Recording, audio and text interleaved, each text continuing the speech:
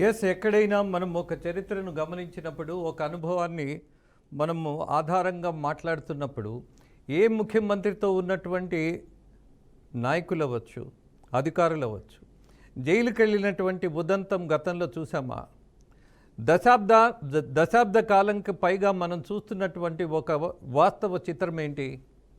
జగన్మోహన్ రెడ్డి ఎంపీగా ఉన్నప్పుడు ఆయనకి సహకరించినటువంటి అధికారులు జైలుకెళ్ళారు, కోర్టుల చుట్టూ తిరిగారు, డిస్మిస్ అయ్యారు, సస్పెండ్ అయ్యారు, అనేక వివాదాల్లో చిక్కున్నారు. ఐఏఎస్ అనగానే చేతులెత్తి నమస్కరించే సంస్కృతి ప్రతి చోట ఉంటుంది. ఐపీఎస్ అనగానే అత్యంత గౌరవంగా చూసి, అలాగే ఈ ఐపీఎస్ ఆఫీసరు ఉంటే అన్న ఒక ధైర్యం జనంలో ఉంటుంది. కానీ ఇవాళ ఈ రెండు ఎందుకని పలచబడిపోయాయి? జనంలో నమ్మకం కోల్పోయారు. కారణం ఒకటే, ఎంపీగా ఉన్నప్పుడే అధికారులు, ఐఏఎస్ అధికారులు ఓబులాపురానికి సంబంధించి, వ్యాన్ పిక్కు సంబంధించి అనేకమైనటువంటి ఫిట్ ప్రో కార్యక్రమాల్లో ప్రధాన పాత్ర వహించారు.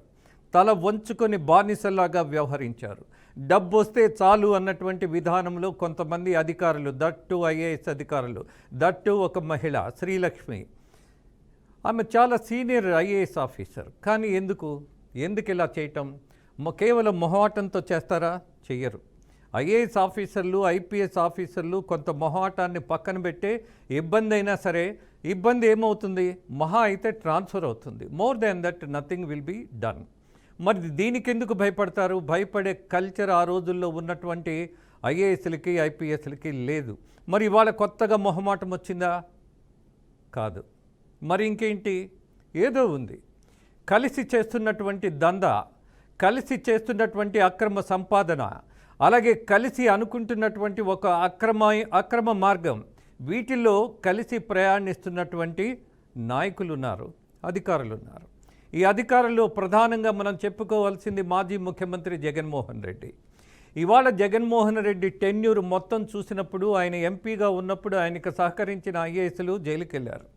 అలాగే ఈయన ముఖ్యమంత్రిగా వచ్చిన తర్వాత ఈయన్ని సహకరించి తల వంచుకొని బానిసల్లాగా పనిచేసి, అసలు రూల్ ఆఫ్ లా అనేది చెత్తబుట్టలో పారేసి, ఏది చెప్తే అది, ఎలా పడితే అలా అడ్డగోలుగా రాజకీయ నాయకుల కంటే అసహ్యంగా ప్రవర్తించి ప్రెస్ మీట్లు పెట్టి, అలాగే ఢిల్లీలో కూడా సంజయ్ అనేటువంటి ఆఫీసర్ ఏసీబీ అధికారిగా ఉండి ఆయన చేసినటువంటి నిర్వాకం ఏంటి? ఒక లాయర్తో కలిసి ఢిల్లీ వెళ్ళి అక్కడ ప్రెస్ మీట్ పెట్టి, అలాగే అక్కడున్నటువంటి ప్రెస్ పీపుల్ని కూడా, మీడియా పీపుల్ని కూడా ఆయన చాలా అసహనంగా మాట్లాడాడు, చాలా అడ్డగోలుగా వ్యాఖ్యానం చేశారు. అలాగే రాజకీయ నాయకుడి కంటే బరితెగించి మరీ మాట్లాడారు. దాని ఫలితం ఇవాళ జైల్లో ఒక ఐపీఎస్, ఒక ఐఏఎస్ జైల్లో ఉండటం అనేది ఎంత బాధాకరం. ఆ కుటుంబాలకి వాళ్ళకి ఉన్నాయో లేవో జనానికి తెలియదు, కానీ బట్ జనం మాత్రం సిగ్గుపడుతున్నారు.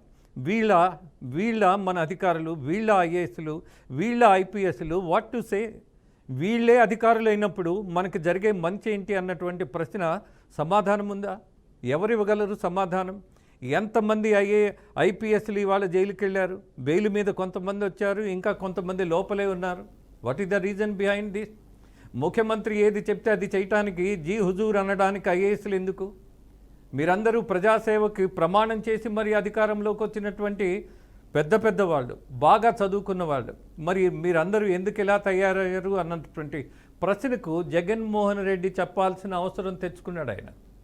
ఇవాళ చూడండి, విశాల్ గున్ని, అలాగే సీతారామాంజనేయులు, అలాగే అనేక మంది పోలీస్ అధికారులు, ఐపీఎస్ అధికారులు.